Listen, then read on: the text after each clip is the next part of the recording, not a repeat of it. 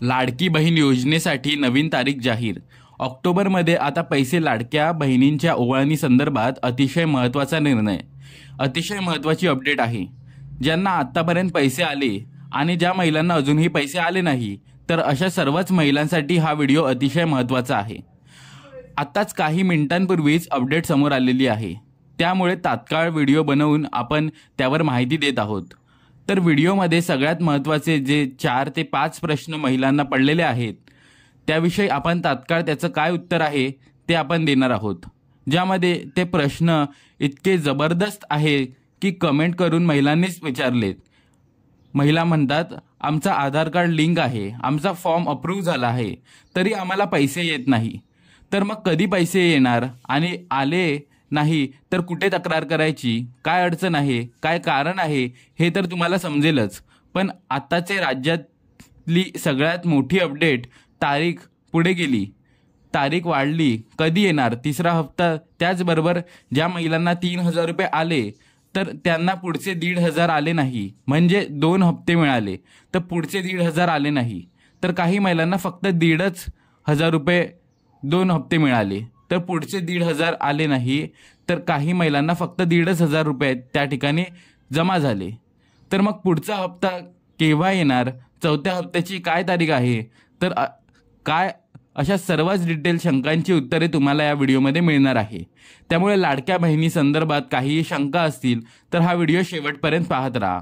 Skip न करता तुमच्या शंका क्लिअर होतील आणि तुमचे पैसे येण्यामध्ये कुठलीही अडचण येणार नाही।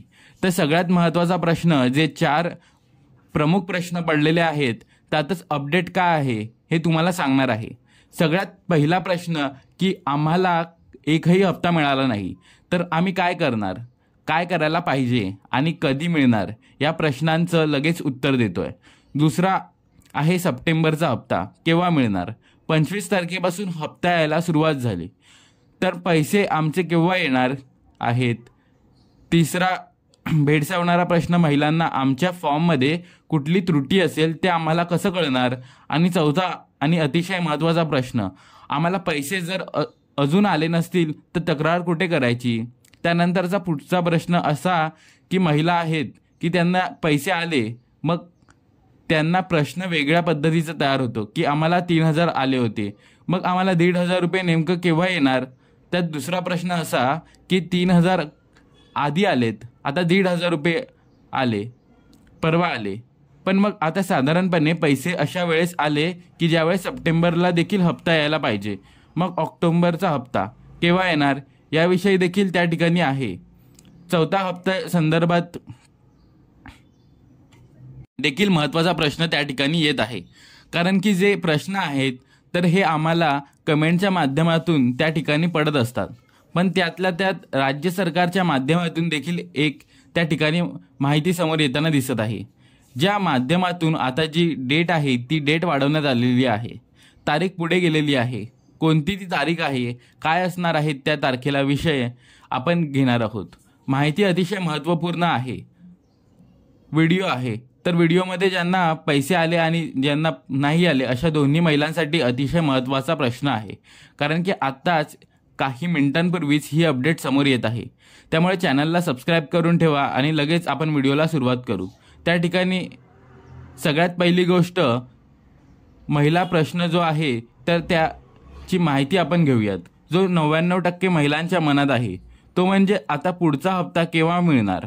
पण आता आपण सगळेजण जाणत आहोत की जेव्हापासून योजना सुरू झाली आहे तेव्हापासून सुरुवातीपासूनच योजनेत काही ना काही अडथळे आले। फॉर्म भरण्यामध्ये कागदपत्रांच्या दरम्यान अडथळे, त्याचबरोबर बँकेला आधार लिंक करण्याच्या बाबतीत काही अडथळे आले, फॉर्म भरताना काही त्रुटी आल्या, पेंडिंगमध्ये असणारे फॉर्म आले, त्या ठिकाणी कमेंटच्या माध्यमातून विचारले, पण महिलांनी उन्हामध्ये उभं राहून चक्रा मारून त्या प्रश्नांची उत्तरे त्या ठिकाणी क्लिअर केली। त्यामुळे भरपूर गोष्टी केल्या आणि मग सगळं करूनही काही महिलांना पैसे मिळाले नाही। तर मग सगळ्यात महत्त्वाचा जो त्याच्यामधला जी अडचण, जी मुख्य उपमुख्यमंत्री देवेंद्र फडणवीस त्यांनी देखील सांगितले की ते अर्ज भरला, व्यवस्थितपणे भरला, अर्ज सबमिट झाला, अप्रूव्ह झाला, सरकारच्या माध्यमातून देखील तो अगदी क्लिअर आहे, पण एक अडचण असल्यामुळे तो टाकण्यामध्ये खूप मोठी समस्या होत आहे.